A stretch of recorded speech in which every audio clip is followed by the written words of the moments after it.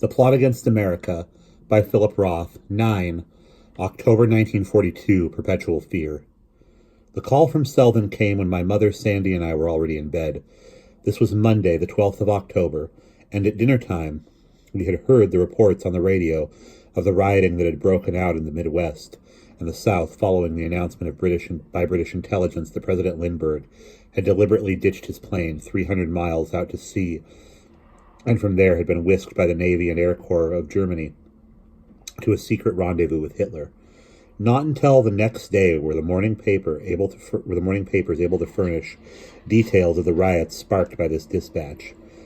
Though barely minutes after the news had reached us at our kitchen table, my mother had guessed correctly whom the rioters had targeted and why. It was by then 3 days since the border to Canada had been closed, and even to me, who found leaving America an unbearable prospect, it was clear that my father's refusal to listen to my mother and get us out of the country months before was the gravest mistake he'd ever made. He was now back to working nights at the market. My mother went into the streets every day to shop for groceries. Quixotically, she had attended a meeting at school one afternoon for the prospective poll watchers in the November election. Sandy and I went off to school each morning with our friends. But nonetheless, by the beginning of the second week of acting President Wheeler's administration, the fear was everywhere. And thus, despite Mrs. Lindbergh's advising Americans to dismiss the reports emanating from foreign countries about the president's whereabouts, despite the ascendancy of a newsworthy figure of Rabbi Bengelsdorf, a member now of our family, an uncle by marriage, who'd even eaten dinner once in our house, but who couldn't do a thing to help us and wouldn't if he could because of the contempt he and my father harbored, each for the other. The fear was everywhere. The look was everywhere, in the eyes of our protectors especially. That look that comes in the split second after you have locked the door and realized you don't have the key. We had never before observed the adults all helplessly thinking the same thoughts. The strongest among them did their best to be calm and brave, and to sound realistic when they told us that our worries would soon be over, and the regular round of life restored. But when they turned on the news, they were devastated by the speed with which everything dreadful was happening. Then, on the evening of the 12th, while each of us lay in bed unable to speak, the phone rang. Selden calling collect from Kentucky. It was 10 at night, and his mother still wasn't home, and since he knew our number by heart and didn't know whom else to call, he cranked the phone, got the operator, and in a rush, trying to articulate all the necessary words before the power of speech deserted him, said to her, "Collect, please. Newark, New Jersey, 81 Summit Avenue, Waverly, 34827. My name is Selden Wishnow. I want to speak person to person to Mr. or Mrs. Roth or Philip or Sandy. Anyone, operator. My mother's not home. I'm 10. I haven't eaten and she's not here. Operator, please. Waverly, 34827. I'll talk to anybody." That morning, Mrs. Wishnow had driven to Louisville to the Metropolitan Regional Office to report at the company's request to her district supervisor. Louisville was more than 100 miles from Danville, and the roads were so bad most of the way that it was going to take practically all day just to get there and back. Why the district supervisor couldn't have written a letter or picked up the phone to tell her what he had to say, nobody ever understood. Nor was the man himself ever asked to explain. My father's guess was that the company intended to fire her that day, to have her turn in her ledger with its handwritten record of collections, and then send her on her way unemployed after a mere 6 weeks on the job and 700 miles from home. She'd done no business to speak of in those first weeks out in the rural reaches of Boyle County, though not for lack of hard work. Primarily it was because there wasn't any business there to do. In fact, every last one of the transfers made by the Metropolitan under the auspices of Homestead 42 were turning into catastrophes for the agents formerly from the Newark district. In the barely inhabited corners of those distant states to which they and their families had been relocated, none of them were ever going to be able to earn a quarter of the amount of commissions they were accustomed to making in metropolitan North Jersey. And so, if only for that reason, my father had been wonderfully prescient in quitting his job and going to work instead for Uncle Monty. He hadn't been quite so prescient about getting us over the Canadian border before it closed down and martial law was declared.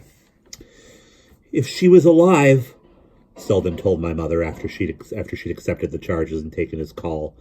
If she was alive... In the beginning, because of his crying, that was all he was able to say, and even those 4 words were barely comprehensible. Selden, that's enough of that. You're doing this to yourself. You're making yourself hysterical. Of course your mother's alive. She's just late getting home. That's all that has happened. But if she was alive, she would call. Selden, if she's only caught in traffic... Selden, what if she's only caught in traffic? What if something happened to the car and she's had to pull over to get it fixed? Didn't that happen before when you were here in Newark? Remember when it was raining and she had a flat and you came upstairs to stay with us? It's probably nothing more than a flat tire. So please, dear, calm down. You must stop crying. Your mother is fine. It only upsets you to say what you're saying. And it is not true. So please, please, right now, just make an effort to try to calm down.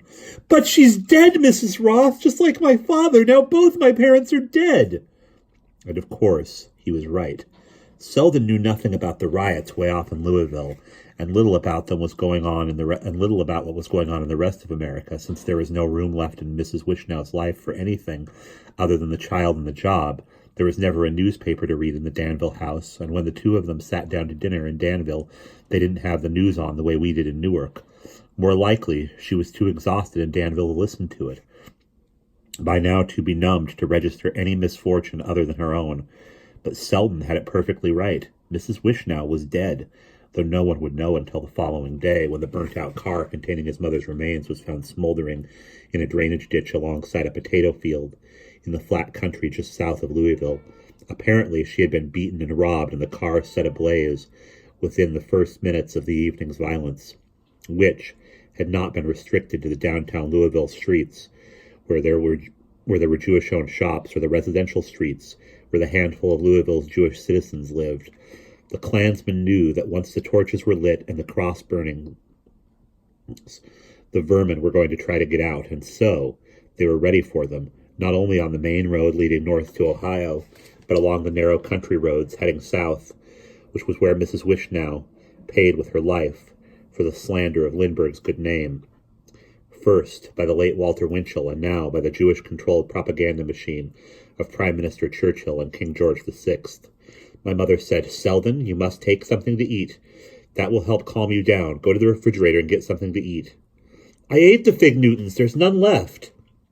Selden, I'm talking about your eating a meal. Your mother will be home very soon, but meanwhile you can't sit there waiting for her to feed you. You have to feed yourself and not on cookies. Put the phone down and go look in the refrigerator and then come back and tell me what's in there that you could eat. But it's long distance. Selden, do as I say. To Sandy and me, gathered closely around her in the back foyer, my mother said, it's very late and he hasn't eaten. He's all alone and she hasn't phoned, and the poor child is frantic and starving to death. Mrs. Roth? Yes, Selden. There's pot cheese. It's old, though. It doesn't look too good. What else is in there? Beets in a bowl, leftovers, they're cold, and anything else. I'll look again, just a minute. This time, when Selden put down the phone, my mother said to Sandy, how far from Danville are the Mahinis? With a truck, about 20 minutes. In my dresser, my mother said to my brother. In the top, in my change purse. Their number is in there. It's on a piece of paper in my little brown change purse. Get it for me, please. Mrs. Roth? Selden said. Yes, I'm here. There's butter. That's all? Isn't there any milk? Isn't there juice? But that's breakfast. That's not dinner. Are there Rice Krispies, Selden? Are there cornflakes? Sure, he said. Then get whichever cereal you like best. Rice Krispies. Get the Rice Krispies. Take out the milk and the juice, and I want you to make yourself breakfast. Now? Do as I say, please, she told him. I want you to eat breakfast. Is Philip there? He's here, but you cannot talk to him. You have to eat first. I'm going to call you back in half an hour after you've eaten. It's 10 after 10, Selden. In Newark, it's 10 after 10? It's in Newark and Danville both. It's exactly the same time in both places. I'm going to call you back at 10:45, she told him. Can I talk to Philip then? Yes, but I want you to sit down first with everything you need at the kitchen table. I want you to use a spoon and a fork and a napkin and a knife. Eat slowly. Use dishes. Use a bowl. Is there any bread? It's stale. It's just a couple of slices. Do you have a toaster? Sure, we brought it here in the car. Remember the morning when we all packed the car? Listen to me, Selden. Concentrate. Make yourself some toast with the cereal and use the butter. Butter it and pour yourself a big glass of milk. I want you to eat a good breakfast, and when your mother comes in, I want you to tell her to call us immediately. She can call here collect. Tell her not to worry about the charges. It's important for us to know when she's home. But either way, in half an hour, I'm calling you back, so don't you go anywhere. It's dark out. Where would I go? Selden, eat your breakfast. Okay. Goodbye, she said. Goodbye for now. I'll call you back at 11:15. You stay where you are. Next, she phoned the Mahinis. My brother handed her the piece of paper with the number, and she asked the operator to put through the call when somebody answered at the other end. She said, Is this Mrs. Mahoney? This is Mrs. Roth. I'm Sandy Roth's mother. I'm calling you from Newark, New Jersey. Mrs. Mahoney, I'm sorry if I woke you up, but we need you to help us with a little boy who's alone in Danville. What? Yes. Of course, yes.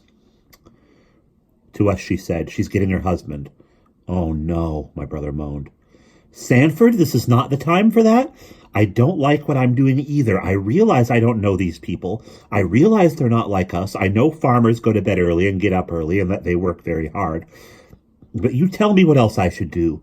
That little boy is going to go crazy if he's left alone any longer. He doesn't know where his mother is. Somebody has to be there. He's had too many shocks for someone his age already. He lost his father. Now his mother is missing. Can't you understand what that means? Sure I can, said my brother indignantly. Sure I understand. Good. Then you understand that somebody has to go to him. Somebody. But then Mr. Mahoney got on the phone, and my mother explained to him why she was calling. And he immediately agreed to do all she asked. When she hung up, she said, At least there's some decency left in this country. At least there's some decency somewhere. I told you, my brother whispered. And we'll pause there.